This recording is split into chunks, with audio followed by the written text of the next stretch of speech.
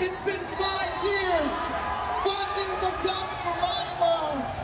5 years to regain their own glory. ဒီလောခိုင်းတမ်းပြ4 days ဆိုဟမ် retribution ရတော့ယူလာတဲ့ပြတာဝေးတယ်မှာပါသွားပြီ daily match စုကန်နာဆိုတော့နောက်မှဟမ်နောက်လျှောက်ထိန်းကန်နေရဗျာ hero game ပြပေးရတဲ့ခါမှာ winner cross ရတယ်လာတော့ oh my god James ကနေကြားတယ်မှာ watch it အကုန်လုံးရိုက်ခွဲတော့ခိုင်းစေရတဲ့ play နောက်လျှောက်ပေးတော့ backline တွန်းတာတော့ strike နေကြတယ်မှာ drop ခိုင်းစေ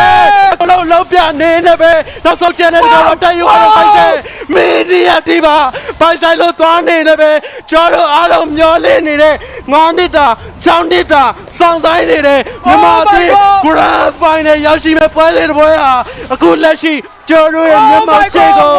ရောက်ရှိတော့လာခဲ့ပြီဖြစ်ပါလေဗျာတတ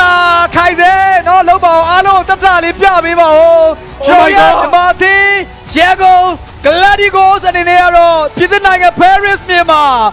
MSC 2026 Grand Final တော့လုံးဝ9နှစ်တာနီးပါးချဝေးကွာနေတဲ့ International Stage ရဲ့ Grand Final စီမြင့်ထက်ကို